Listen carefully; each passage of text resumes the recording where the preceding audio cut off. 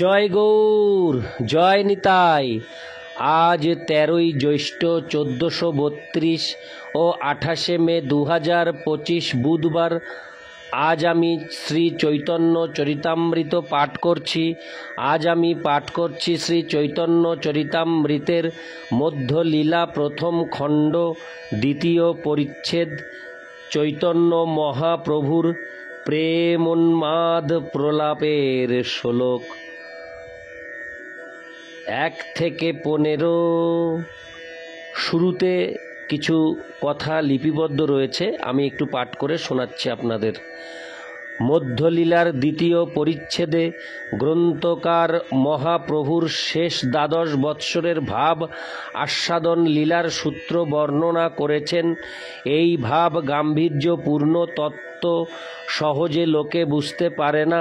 তাই গ্রন্থকারের ধারণা এই যে, শ্রী চৈতন্য মহাপ্রভুর লীলা শুনতে শুনতে জীবের হৃদয়ে সুপ্ত কৃষ্ণ প্রেম ক্রমশ জাগরিত হবে।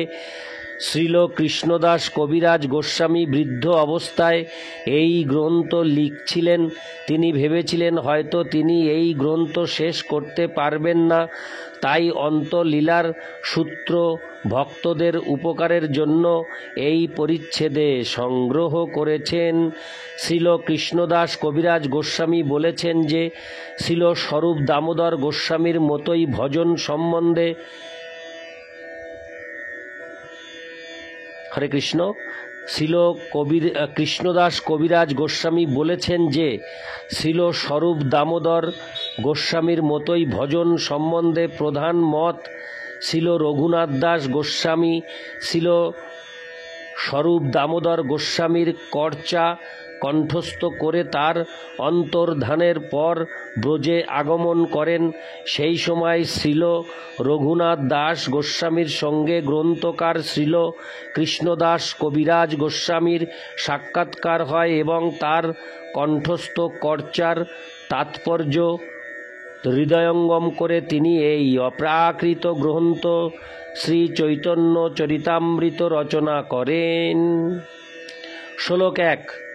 বিচ্ছেদে হস্মিন প্রভরন্ত লীলা সূত্রানুবর্ণনে গৌরস্য কৃষ্ণ বিচ্ছেদ প্রলাপাদ্যনুবর্ণতে।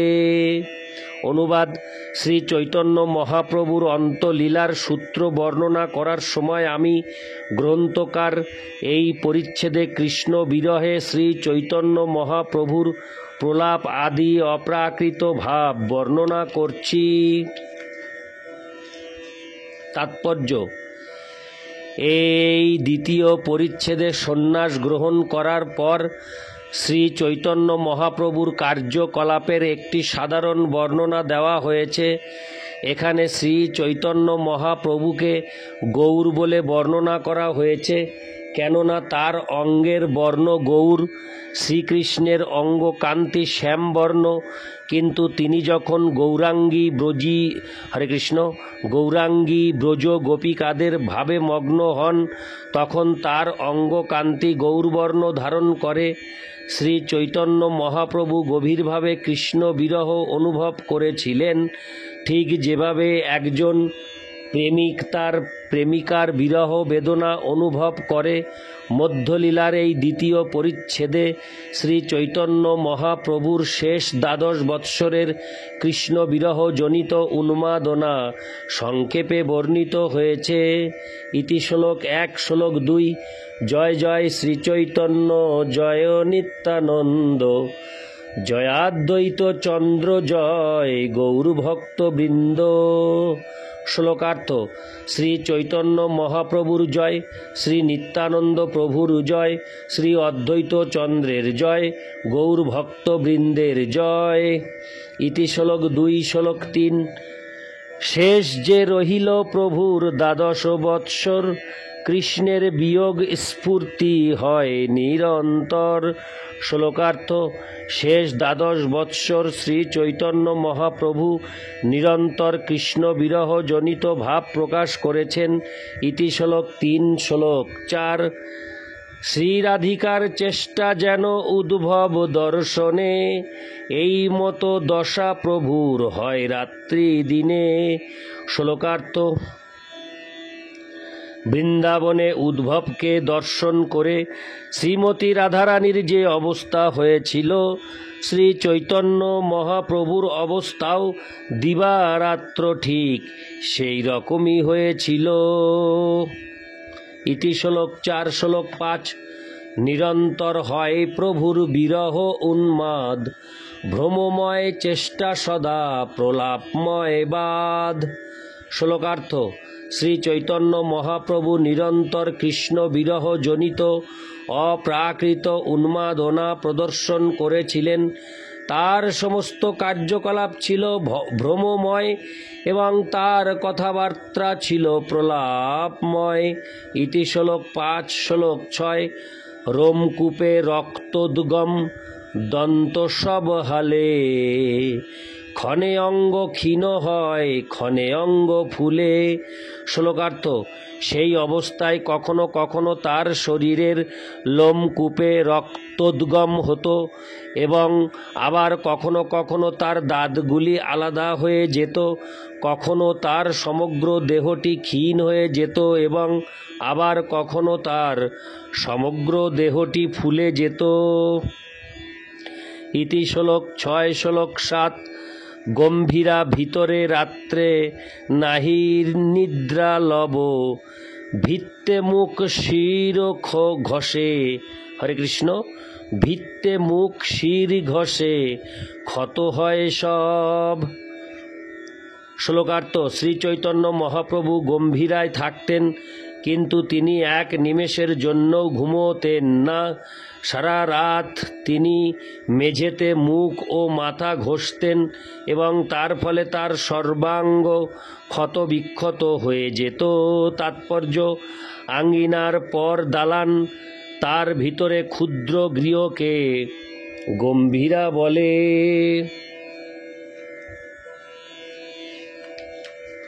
ইতি শ্লোক 7 শ্লোক 8।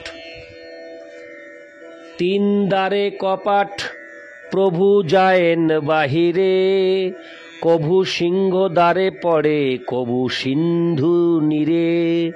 শ্লোকার্থ: যদিও গৃহের 3টি দ্বার সর্বক্ষণ বন্ধ থাকত, তবুও শ্রী চৈতন্য মহাপ্রভু বাড়ির বাইরে বেরিয়ে যেতেন। কখনো জগন্নাথ মন্দিরের সম্মুখে সিংহ দ্বারে তাকে পাওয়া যেত, আবার কখনো কখনো সমুদ্রের জলে তাকে অচেতন অবস্থায় পাওয়া যেত। ইতি শ্লোক 8 শ্লোক 9। চটক পর্বত দেখি গোবর্ধন ভ্রমে, ধাঙ্গা চলে আর্তনাদ করিয়া ক্রন্দনে।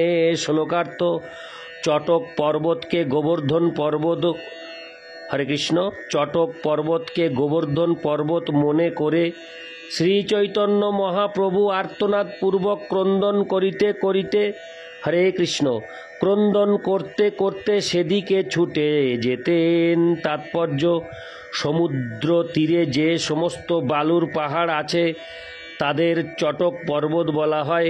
গুন্ডিচা মন্দির ও সমুদ্রের মধ্যে একটি বড় চটক পর্বত আছে। সেই স্থানটিকে দেখে অনেক সময় মহাপ্রভুর গোবর্ধন পর্বত বলে মনে হতো এবং তিনি শ্রীমতী রাধারানীর ভাব প্রকাশ করে উচ্চ ঈশ্বরে ক্রন্দন করতে করতে প্রবল বেগে সেই বালুর পাহাড়ের দিকে ছুটে যেতেন। এভাবেই শ্রী চৈতন্য মহাপ্রভু নিরন্তর শ্রীকৃষ্ণের চিন্তায় মগ্ন থাকতেন।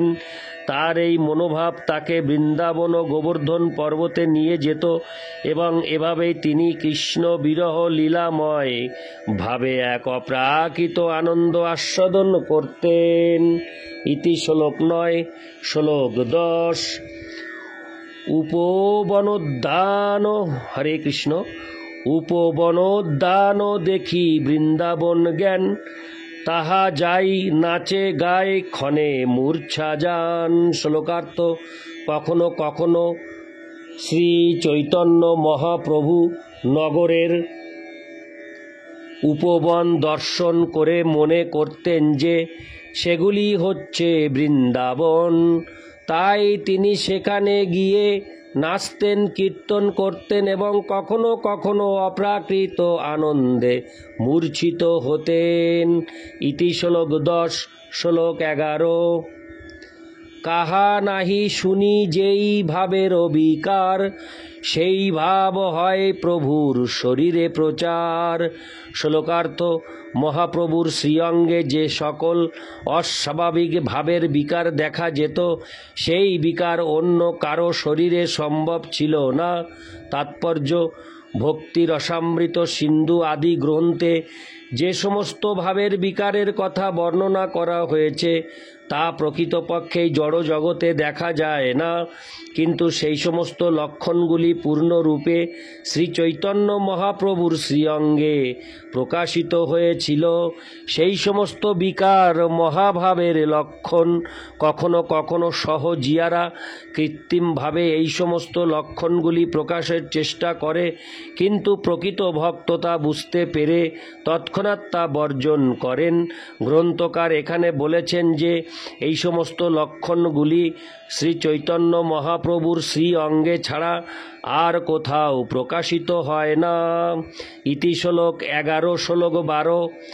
হস্তপদের সন্ধি সব বিতস্তি প্রমাণে, সন্ধি ছাড়ি ভিন্ন হয়ে চর্ম রহে স্থানে। শ্লোকার্থ: তার হস্তপদের গ্রন্থিসমূহ কখনো কখনো প্রায় 1 বিঘত 8 ইঞ্চি দূরে দূরে সরে যেত এবং সেগুলি চামড়ার আচ্ছাদনে কেবল যুক্ত থাকত। ইতি শ্লোক 12। শ্লোক 13। হস্তপদ শির সব শরীর ভিতরে, প্রবিষ্ট হয় কূর্মরূপ দেখিয়ে প্রভুরে। শ্লোকার্থ: কখনো কখনো শ্রী চৈতন্য মহাপ্রভুর হাত, পা ও মাথা শরীরের মধ্যে কচ্ছপের অঙ্গ প্রত্যঙ্গের মতোই ঢুকে যেত। ইতি শ্লোক 13। শ্লোক 14। এই মতো অদ্ভুত ভাব শরীরে প্রকাশ, মনেতে শূন্যতা, বাক্যে আহা হুতাশ। হরে কৃষ্ণ। বাক্যে হাহা হুতাশ। শ্লোকার্থ: এভাবেই শ্রী চৈতন্য মহাপ্রভুর শরীরে ভগবৎ প্রেমের সমস্ত অদ্ভুত ভাব প্রকাশ পেত, আর তার মনে শূন্যতা এবং বাক্য আদিতে হা হুতাশ প্রকাশ পেত। ইতি শ্লোক 14। শ্লোক 15। কাহা মোর প্রাণনাথ মুরলী বদন, কাহা কর কাহা পাং ব্রজেন্দ্র নন্দন। শ্লোকার্থ: শ্রী চৈতন্য মহাপ্রভু তার মনের ভাব ব্যক্ত করে ক্রন্দন করতে করতে বলতেন, আমার প্রাণনাথ মুরলী বদন কোথায়? আমি এখন কি করব? কোথায় গেলে আমি ব্রজেন্দ্রনন্দনকে খুঁজে পাব? ইতি শ্লোক 15। নারায়ণ হে নারায়ণ, ভবভয় হরণম নারায়ণ। জয় গৌর, জয় নিতাই।